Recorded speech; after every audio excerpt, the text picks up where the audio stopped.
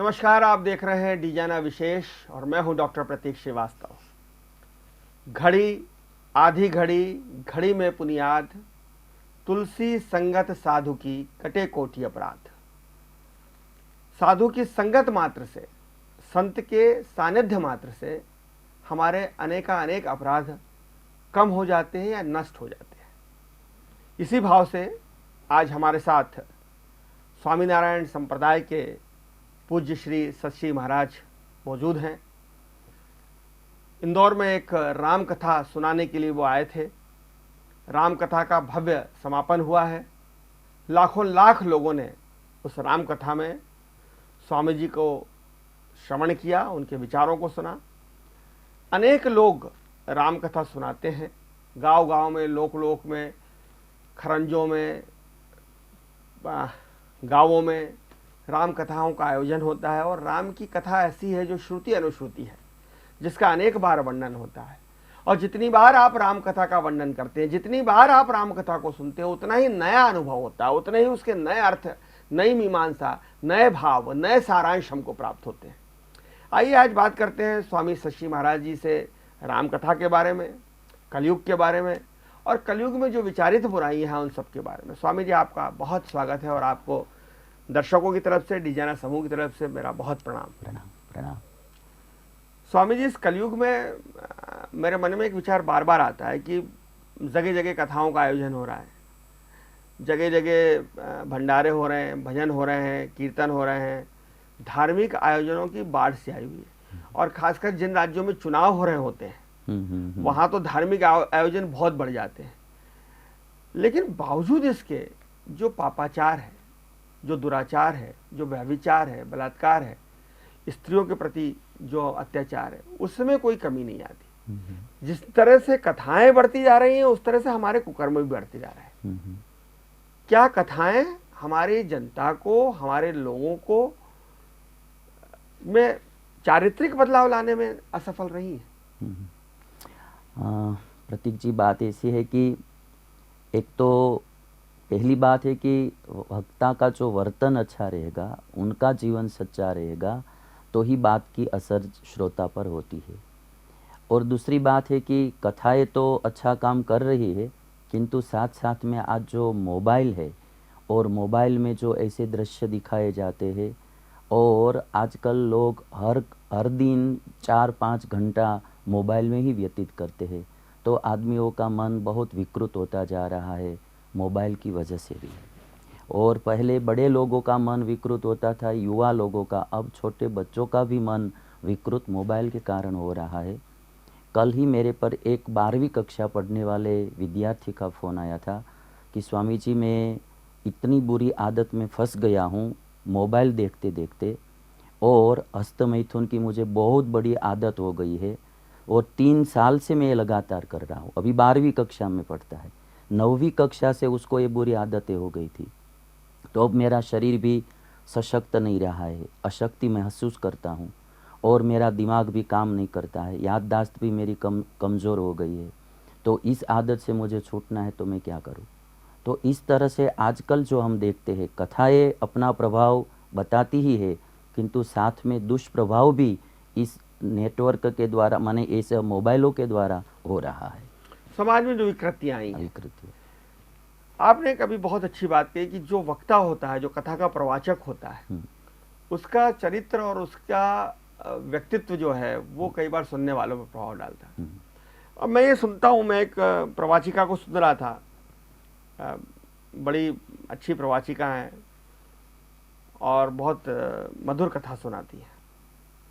वो कह रही थी कि आदमी के जीवन का कोई भरोसा नहीं है, आदमी की जिंदगी जो है वो 2 पल की है और हम बरसों बरस का जुगाड़ लगा लेते हैं। बात तो बहुत अच्छी की उन्होंने, बहुत गहरी की, पर मुझे लगा कि आप भी तो 7 दिन की कथा बुक करती हैं। आदमी के जीवन का पता नहीं, लेकिन 7 दिन की कथा आप भी बुक करती हैं। आपके भी साल भर की कथाएं बुक होंगी। तो क्या कथा प्रवाचक की कथनी और करनी में अंतर? कथा प्रवाचक कहता है कि माया मोह से ऊपर उठ जाइए, लोभ मत रखिए, लालच मत रखिए, लेकिन वो 50 लाख की मर्सिडीज में बैठ के आता है, 1-1.5 करोड़ का मंच होता है, उसका तामझाम इतना बड़ा होता है और वो किसी बड़े धन्ना सेठ के घर ठहरता है, मंदिर में नहीं ठहरता, देवालय में नहीं ठहरता वो कथा प्रवाचक, किसी गरीब हम्माल के घर नहीं ठहरता, मजदूर के घर नहीं ठहरता, किसी धन्ना सेठ के घर ठहरता जो अरबपति होता है। तो कथनी और करनी में तो अंतर है, माया मोह छोड़ने के, और हम तो कथा प्रवाचक खुद माया मोह में उलझा हुआ। इस बारे में आपकी क्या टिप्पणी है? वो तो बात आपकी सही है कि कथनी और करनी जो एक रहेगी तो ही श्रोता पर उसका प्रभाव होगा, तो ही उसका असर होगा। कथनी और करनी में यदि व्यत्यास रहेगा तो श्रोता पर उसका कोई असर होने वाला नहीं है। जैसे कि एक बंदूक होती है, केवल आवाज़ करती है, किसी का दिल को छेद नहीं कर सकती है, और एक बंदूक होती है कि सामने वाले का हृदय को छेद देती है। तो वैसे ही जिसका वर्तन रहेगा, आचरण रहेगा जिस वक्ता का, उसकी वाणी जो है वही गोली वाली बंदूक जैसी है, सामने वाले के हृदय को छू जाएगी। और जिसका वर्तन नहीं है, आचरण नहीं है, उसकी वाणी किसी को छुएगी नहीं। और माया मोह की जो बात है, तो ये तो बात सीधी सी बात है कि जैसे हमारे महात्मा गांधी जी थे, सरदार वल्लभ भाई पटेल थे, बहुत सादगीपूर्ण जीवन जीते थे, तो लोगों को उसकी बात का असर होता है। और जो अपने आप बहुत बड़ा वैभवशाली जीवन जीते हैं और सादगी की बात करेंगे, तो किसी को वो बात छुएगी नहीं। स्वामी जी, अभी हमारे मध्य प्रदेश में दो युवा कथावाचकों का बड़ा नाम चल रहा है। दोनों पूजनीय है, प्रणाम करता हूँ, वंदन करता हूँ, नाम नहीं लूंगा, लेकिन चिट्ठियाँ निकालते हैं, पर्चियाँ निकाली जाती हैं, और पर्चियों से समाधान भी होता है। प्रभु कृपा होती होगी, होता होगा, मैं उस पर संदेह भी नहीं कर रहा। दूसरे कथा प्रवाचक हैं, वो नाना प्रकार के उपाय बताते हैं, ये कर लो तो ये हो जाएगा, वो कर लो तो वो हो जाएगा, फलाना कर लो तो ये हो जाएगा, टोटके जिसको हम कहते हैं वो बताते हैं। लेकिन उनकी खुद की किसी ना किसी कथा में कोई ना कोई दुर्घटना होती है, घटना होती है। तो आप भी ऐसा कुछ करते हैं अपनी कथाओं में? कोई उपाय बताते हैं, कुछ चिट्ठियां निकालते हैं, कुछ पर्चियां निकालते हैं, कुछ करते हैं आप भी ऐसा? नहीं, मैं तो ऐसा कुछ भी नहीं करता हूँ। मैंने तो उपनिषद और वेदों का अभ्यास किया हुआ है। मैं दो बात में विश्वास रखता हूँ कि आदमी यदि अच्छा कर्म करेगा तो जीवन में सुखी होगा, और गलत कर्म करेगा तो उसका फल एक न एक दिन देर सबेर उसको भुगतना ही पड़ता है। तो सबसे पहली बात है, जिसको सुखी होना है उनको धर्म का पालन करना है, कर्म सही करना है, भलाई का काम करना है। दूसरा है कि हमारे प्रारब्ध कर्मानुसार भी कभी हम सुखी दुखी होते हैं, तो ईश्वर का आश्रय रखना है, ईश्वर की भक्ति करना है। अंधश्रद्धा में मुझे बिल्कुल विश्वास नहीं होता है, और मैं किसी को वो बात सिखाता भी नहीं हूँ। अभी इंदौर में जो 7 दिन हमारी कथा हुई, तो शास्त्र के अनुसार जो सुखी होने के उपाय है वही कहते हैं कि ये पहन लो तो ये हो जाएगा, वो पहन लो तो वो हो जाएगा। वो बात मैं नहीं बताता हूँ। शास्त्र के अनुसार सुखी होने के उपाय क्या है? राम कथा में क्या ऐसा उपाय है कि हमारे, खासकर आजकल जो तनाव है ना परिवार में, परिवार एक नहीं है, स्ट्रेस है, लोग बहुत तनावपूर्ण जीवन जी रहे हैं, पति पत्नी में प्रेम नहीं है, पिता माता में प्रेम नहीं है, सास बहू में प्रेम नहीं है, बच्चों के साथ माता पिता का कोऑर्डिनेशन नहीं है, समन्वय नहीं है। ऐसा लगता है कि परिवार संतरे की तरह बिखरा हुआ है, और बाहर हमारा बहुत, हम एक दूसरे से डरे हुए हैं, एक दूसरे पर शक करते हैं, संदेह करते हैं। राम कथा इन बुराइयों को दूर करने का क्या उपाय बताती है कि हम सुखी हो जाएं? सबसे बड़ा उपाय तो यही बताती है कि देखिए, राम है और रावण है, दो पात्र है रामायण में। एक भलाई के मार्ग पर चलने वाला पात्र है, एक बुराई के मार्ग पर चलने वाला पात्र है। एक धर्म करता है, एक अधर्म करता है। तो धर्म और अधर्म ही आदमी को सुखी दुखी करने वाला होता है। जब भगवान श्री राम वन में जा रहे थे, तो माँ कौशल्या के पास आशीर्वाद लेने के लिए गए, तो माँ कौशल्या ने यही कहा कि जो तुमने दिल से और नियम से धर्म का पालन किया है, वह धर्म ही तुम्हारी वन में रक्षा करेगा। धर्मो रक्षति रक्षिता। इसीलिए भगवान श्री राम को यही कहा कि धर्म ही आपकी रक्षा करेगा, और कोई आशीर्वाद नहीं दिया है। और इसीलिए एक बात मैं महाभारत की बताऊंगा। दुर्योधन महाभारत के युद्ध से पहले हर दिन अपनी माँ गांधारी के पास आशीर्वाद लेने के लिए जाता था, तो गांधारी इतना ही कहती थी कि जहाँ धर्म है वहीं विजय है। तो हमारे जीवन में हम नीतिमत्ता रखेंगे, धर्म का पालन करेंगे, तो हम अपने आप सुखी होंगे ही होंगे। तो एक बात तो वो है। दूसरी बात रामायण सिखाती है कि परिवार में मिलजुल के रहना है।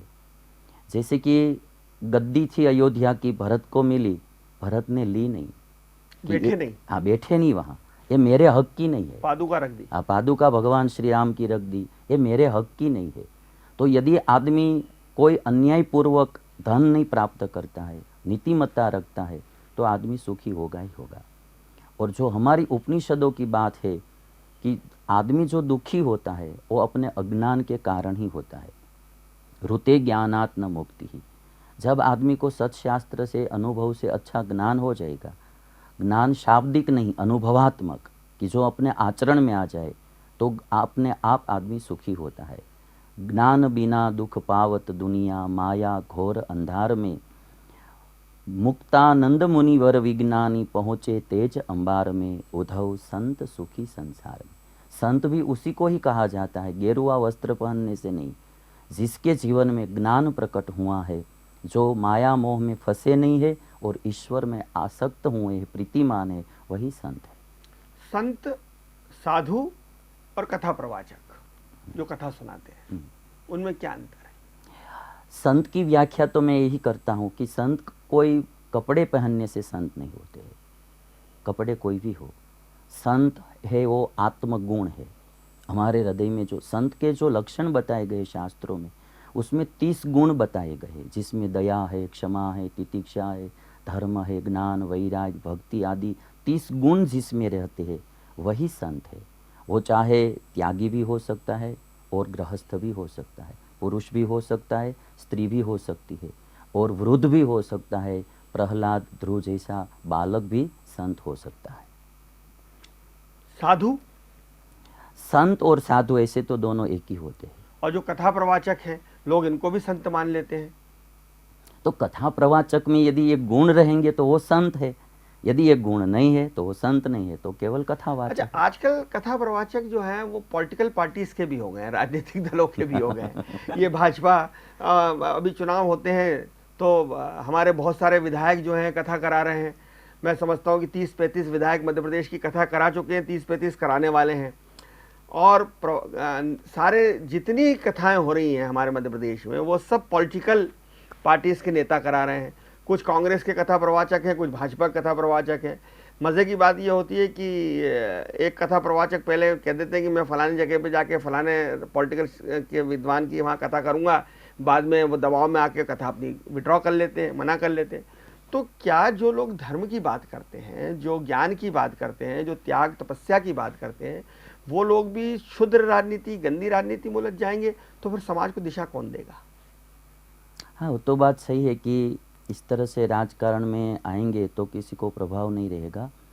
और साधु संतों को तो यही होना चाहिए कि वे सबके हैं और सब उनके हैं, और इसीलिए सभी को लक्ष्य में रख के, जैसे हमारे भारत राष्ट्र का उत्थान हो, हमारा भारत देश विश्व गुरु बने, हमारे देश की सभी जनता सुखी हो, इस तरह की ही बातें करनी चाहिए और इसके लिए ही प्रयास करना चाहिए।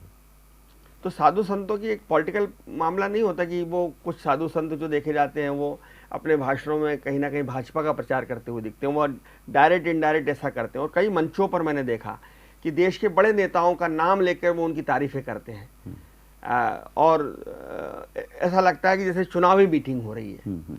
वो अपने प्रवचन देते देते, सत्संग करते करते कभी फलाने नेता का नाम लेके उसकी तारीफ करने लगते हैं, कभी उसका नेता का नाम लेके तारीफ करने लगते हैं, कभी जो पॉलिटिकल निर्णय हो रहे होते हैं उसका जिक्र करने लगते हैं। तो ये आपको नहीं लगता कि कथा में भी दोष आ गया है? नहीं, अभी देखिए कि तारीफ तो कोई कोई नेता की मैं भी करता हूँ, किंतु तारीफ करने का मतलब ये नहीं है कि राजकारण पक्ष के लिए, जैसे कि अभी हमारे अटल बिहारी वाजपेयी में सद्गुण थे, हमारे अब्दुल कलाम जी में जो सद्गुण थे, किसी का सद्गुण कहने से किसी को प्रेरणा मिलती है तो वो प्रेरणा के लिए बात करते हैं, वो बात एक अलग हो जाती है। और किसी राजकारण को बढ़ावा देने के लिए बात करते हैं, वो बात अलग होती है। जैसे कि कोई एक आदर्श बात होती है किसी की और लोगों को सुनने से उससे प्रेरणा मिलती है जीवन जीने की, तो इसलिए कोई नेता की बात करे तो वो मैं गलत नहीं समझता हूँ। किंतु राजकारण के लिए जो यदि करते हैं तो वो बात गलत है। आज मनुष्य बहुत दुखी है, शांति नहीं है उसको, सब कुछ है उसके पास पर कुछ भी नहीं है। ठीक है, इसकी वजह क्या है, कारण क्या है इसका? अभी आजकल क्या है कि कंपटीशन ज़्यादा बढ़ गई है। आदमी को एक दूसरे का देख देख के बहुत वो होता है कि मेरे जलन पास होती ये है। नहीं है, मेरे पास ये नहीं है। एक छोटी सी बात में आप इजाज़त देते तो बताता हूँ कहानी कि एक कौवा था। तो कौवा को ऐसा लगा, एक दिन वो खुशी ही रहता था कौवा, किंतु एक दिन हंस को देख लिया तो उसको लगा कि मेरे पास तो देखो रूप अच्छा नहीं है, मैं तो सांवला हूँ, और ये देखो हंस तो कितना सफ़ेद है, कितना गोरा है। तो हंस के पास जाके कहा कि इस दुनिया में सुखी तो तुम ही हो, मैं सुखी नहीं हूँ।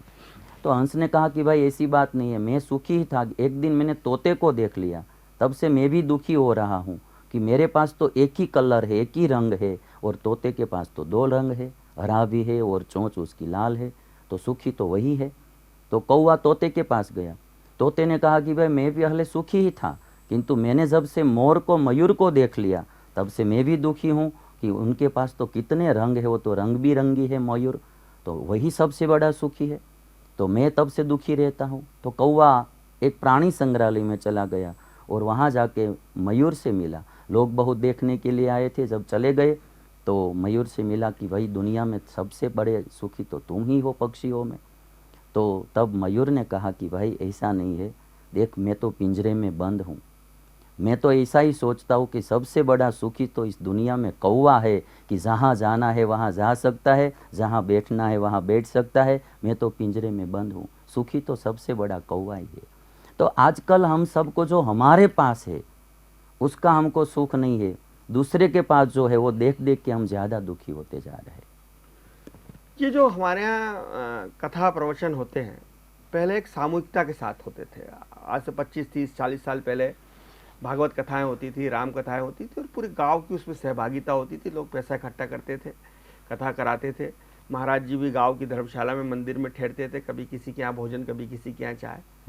लेकिन आजकल कोई एक व्यक्ति, एक विधायक, एक मंत्री, एक बड़ा सेठ महाराज जी को बुला लेता है, बड़ा तंबू लगाता है, बड़ी खाना खिलाता है, बढ़िया भोजन कराता है, संगीत होता है, म्यूजिक होता है, करा देता है। लेकिन उस कथा के बाद उसकी जो क्रियाकलाप होते हैं, वो जो पैसा आ रहा है, साध्य और साधन, जो गांधी जी ने कहा था कि सिर्फ साध्य की महत्व नहीं है, साधन भी पवित्र होना चाहिए। लेकिन उस कथा का साधन तो पवित्र नहीं है। वो चोरी कर रहा है, भ्रष्टाचार कर रहा है, बेईमानी कर रहा है, धंधे पानी में ईमानदारी नहीं है, पॉलिटिकल भ्रष्टाचार कर रहा है, राजनीतिक भ्रष्टाचार कर रहा है, इस दल से उस दल में आने के लिए उसने बहुत सारा पैसा लिया है, लेकिन वहाँ कथा करा रहा है। तो क्या महाराज लोग जब आते हैं कथा करने हैं, तो जो इनका यजमान है उसकी इस बात की खातरी नहीं करते कि भाई इसकी पैसा जो इसके पास से आया है ये ईमानदारी का है कि नहीं? तो ये अभी बात होती है कि, किंतु अभी मैं इसमें आपको एक बात बताऊंगा कि कथा करवा रहे वो तो जो गलत तरीके से पैसा कमा रहे हैं वो गलत ही है, वो उसका विषय है, तो उसको वो नहीं करना चाहिए। किंतु अभी वो थोड़े कुछ पैसे धर्म कार्य में यूज कर रहे हैं, तो इतनी बात तो अच्छी है कि भाई इसके नाम से मैंने पैसे तो उनके पास है, पाप की कमाई पुण्य में जा रही है, थोड़ी पुण्य में जा रही है। भले वो पाप की कमाई है मगर उससे पुण्य काम हो अभी रहा है। लोगों को तो लाभ हो रहा है उससे, तो भोजन कर रहे हैं, कुछ ज्ञान मिल रहा है, तो इतना अच्छा काम है, वो नहीं करना चाहिए। वो इसी तो हमारे शास्त्रों में यही बात कही गई है कि पुण्य करने से पहले पाप नहीं करना चाहिए। पाप करके आप बाद में पुण्य करेंगे तो पुण्य का फल मिलेगा तो मिलेगा, किंतु पाप का फल तो भुगतना ही पड़ेगा। तो पाप करके पैसा कमा कर पुण्य करना, उसकी जगह पर तो पहले से पाप ही नहीं करना, वो सबसे बेस्ट बात होती है। क्योंकि वो जो कोई पाप करेगा उसका फल तो उसको भुगतना ही पड़ेगा। श्री राम कथा में एक से एक बढ़कर पात्र हैं। मर्यादा पुरुषोत्तम राम है, उनसे तो बड़ा कोई हो ही नहीं सकता। वीर हैं, सेवक हैं, विनम्र हैं बजरंगबली, आज्ञाकारी भाई लक्ष्मण हैं, सत्यत्वधारी सीता हैं, कौशल्या माता हैं, और भरत जैसा त्यागी तपस्वी है, केवट हैं, सुग्रीव हैं, बाली हैं, सभी एक से बढ़कर एक किरदार हैं, और रावण स्वयं अपने आप में। हाँ। तो उसके बावजूद भी आपकी दृष्टिकोण से, आप तो बहुत ही कथा में डूबे हुए हैं और आपके आचरण में भी, आप सबसे ज़्यादा किस पात्र से प्रभावित हैं? रामायण के। रामायण सबसे बड़ा प्रभावित मैं लक्ष्मण के पात्र से हूँ, क्योंकि उनका समर्पण बहुत ज़्यादा है। भाई के साथ 14 साल वन में गए और पूरी जिंदगी भाई की सेवा की है। और वाल्मीकि रामायण में लिखा है कि अंत में एक छोटी सी गलती के कारण भगवान श्री राम ने लक्ष्मण जी को दंड दिया तो भी उन्होंने कोई राम के साथ कोई शिकायत नहीं की है। तो पूरा समर्पण वाला जीवन जो है वो लक्ष्मण जी का है। और ऐसे तो सभी का जीवन प्रभावित करता है कि भरत जी को जो गद्दी मिली थी उन्होंने गद्दी ली नहीं और भाई को वापस कर दी। और सीता जी का पत्नी की तरह से देखेंगे तो 14 साल भगवान के साथ गई कि मेरे पति यदि वन में दुखी हो रहे तो मैं राज का सुख नहीं भोग पाऊंगी। आज के ज़माने में यदि किसी राम को इस तरह से वनवास मिलता है तो सीता साथ में जाएगी ही नहीं, और यदि कभी जाएगी साथ में जाएगी ही नहीं। और राम जब 14 साल के बाद वापस आएंगे तो घर पे सीता रहेगी भी नहीं। ये हालत आज की हो जाती है। तो सीता जी मुझे आपने जो लक्ष्मण जी का कहा, लेकिन मुझे लगता है कि कैकई जो है उनका जो किरदार है या उनका जो भूमिका है वो राम को, राजा राम को मर्यादा पुरुषोत्तम राम बनाती है, पिता का आज्ञाकारी बालक बनाती है। और गलती हो जाने के बाद, पुत्र मोह में गलती हो जाने के बाद वो जो प्रायश्चित की अग्नि में जलते हुए अपना पूरा समय निकालती है उस भाव के साथ कि मुझसे बहुत बड़ी गलती हुई है और मैं कैसे ये सब कर गई, वो जो उनका कैरेक्टर है उसको आप किस तरह से लेते हैं? मुझे तो लगता है कि रामायण की सबसे बड़ा पात्र अगर कोई है तो वो कैकई का है कि अपने भरत से ज्यादा प्यार करने वाली कैकई लोभ लालच माया में आकर अपने राम को, अपने पुत्र राम को वनवास देती है, दिलवा देती है। और उसके बावजूद वो जो घृणा का, नफरत की पात्र बनकर वो जो जीवन जीती है और उसी की वजह से राजा राम मर्यादा पुरुषोत्तम राम बनते हैं, वनवासी राम बनते हैं और पूरी दुनिया में वो जाने जाते हैं। तो कैकई को आप किस तरह से? यदि आप पॉजिटिव थिंकिंग से देखेंगे तो कैकई को हम अच्छा ही कहेंगे, क्योंकि जब हमारे अपने ही विरोध में हो जाते हैं तो हमारे प्रगति का, हमारी सफलता का मार्ग बहुत चौड़ा हो जाता है, हम आगे बढ़ सकते हैं। जैसे किसी ने कहा है कि ज़िंदगी जीना आसान नहीं होता, बिना संघर्ष कोई महान नहीं होता, जब तक न पड़े हथौड़े की चोट पत्थर भी भगवान नहीं होता। तो हथौड़े की चोट मारने का काम जो किया है वो कैकई ने किया है और इनके कारण भगवान श्री राम, आज भगवान श्री राम मर्यादा पुरुषोत्तम है। तो वैसे पॉजिटिव थिंकिंग से देखेंगे तो उनका अच्छा रोल है, किंतु यदि वास्तव में ही उन्होंने जो वनवास दिया है ईर्ष्या के कारण या अपने पुत्र मोह में, तो हम उसको अच्छा पात्र नहीं कहेंगे। कभी हम राम और कृष्ण की तुलना करते हैं तो लेकिन राम का बिल्कुल पूरा मर्यादित जीवन है, सच, और उसके लिए उन्होंने जो भी परेशानी झेली लेकिन वो सच से नहीं डिगे। लेकिन कृष्ण को अगर हम देखते हैं तो वो कलयुगी में जो हमारे पॉलिटिशियंस होते हैं उस तरह के पॉलिटिशियन योगाचार दिखाते हैं कि उनने झूठ का भी इस्तेमाल किया, छल का भी इस्तेमाल किया, प्रपंच का भी इस्तेमाल किया, नाटकीता भी है, नाटक भी है, ड्रामा भी है, और उन्होंने ऐन कैन प्रकारण अपनी विजय प्राप्त की। तो आप दोनों बहुत महान चरित्र हैं और भारत का तो पूरा जीवन जो भारतवर्ष है वो तो राम, कृष्ण और शंकर का जीवन है, उसी पर मानने वाला जीवन है, त्रिवेणी संगम है। तो आप राम और कृष्ण को कैसे देखते हैं? मर्यादा पुरुषोत्तम भगवान श्री राम मर्यादा के लिए प्रेरणा स्रोत है। और भगवान श्री कृष्ण जो है, मेरा कृष्ण के बारे में ऐसा सोचना है कि आदमी दो प्रकार के होते हैं दुनिया में, एक दिल वाला होता है और दूसरा बुद्धि वाला होता है। तो जो बुद्धि वाला आदमी होता है वो किसी को, दूसरे को छल सकता है किंतु कभी वो छला नहीं जाएगा, और दिल वाला जो आदमी होता है वो किसी से छला जाएगा किंतु किसी को छल नहीं सकता है। तो भगवान श्री कृष्ण जो थे वो बुद्धि वाले भी थे और दिल वाले भी थे, दोनों का समन्वय होना बहुत मुश्किल होता है। आदमी केवल बुद्धि वाला होता है या केवल दिल वाला होता है, बुद्धि की पराकाष्ठा और दिल की भी पराकाष्ठा, भावना की भी पराकाष्ठा भगवान श्री कृष्ण में हमको दिखाई देती है। इसलिए वो किसी को छलते भी नहीं है और किसी से छले जाते भी नहीं है, वो भगवान श्री कृष्ण है। यदि जैसे कि कई ने जो घटना घटाई यदि वो कृष्ण के साथ होती तो कुछ अलग ही आपको दृश्य देखने को मिलता है। भगवान श्री राम मर्यादा पुरुषोत्तम थे। स्वामी जी, आपके साथ बात करने में तो ऐसा लग रहा है कि मैं और करता रहूं, मेरी जिज्ञासाएं हैं, मन में बहुत सारे प्रश्न हैं और मैं चाहता हूं कि उन सब पे आपसे बात करूं। समय इजाज़त नहीं दे रहा, इसलिए मैं आखिरी प्रश्न करूंगा। हम सब लोग गृहस्थ जीवन जीते हैं ज़्यादातर लोग, और कलयुग है, और कलयुग में रहते हुए गृहस्थ जीवन में जीते हुए बहुत सारे पाप भी होते ही हैं, झूठ भी बोलना ही पड़ता है, माया मोह है, प्रपंच है, लाभ लोभ तृष्णा है, मेरा तेरा है। अब इस गृहस्थ जीवन में रहते हुए कुछ ऐसे 2-3 सूत्र हम लोगों को बता दें कि हम अगर उस सूत्र पे चलें तो हमारा ये लोक तो जैसा भी है गुजर जाएगा, लेकिन जो हमारा यही लोक है, जो हमारा परलोक है, जो हमारी सदगति है, वो हो जाए। और जो शरीर ताप है, शरीर कष्ट है, जो हमको आगे पीछे हम सबको भोगना है, उसमें कमी आ जाए, मुक्ति आ जाए, प्रभु के श्री चरणों में हमारा वास हो सके। इसके लिए कोई 2-3 सूत्र, जीवन के सूत्र ऐसे बता दें जो हम एक गृहस्थ जीवन में रहते हुए, इस तमाम बुराइयों में रहते हुए, सांसारिक तृष्णा में रहते हुए हम उससे पार पा जाए। सबसे बड़ी बात तो है कि एक तो सत्संग श्रवण करते रहना चाहिए। जो भी संप्रदाय के हैं, जो भी वक्ता या संत अच्छे लगते, उनकी वाणी सुनते रहने चाहिए। उनमें से अच्छे विचार हमको मिलते रहेंगे। जैसे कि एक कुम्हार थे, तो कुम्हार वो चिलम बना रहे थे मिट्टी में से, तो बाद में उन्होंने वो मिट्टी इकट्ठी कर दी, पिंड बना दिया और घड़ा बनाने लगा। तो मिट्टी ने पूछा कि तुमने क्यों, हम पहले चिलम बनाते थे फिर घड़ा बनाना शुरू किया? तो कहता है कि मेरा विचार बदल गया। तो मिट्टी ने कहा कि तुम्हारा तो विचार बदला, मेरा तो पूरा जीवन बदल गया।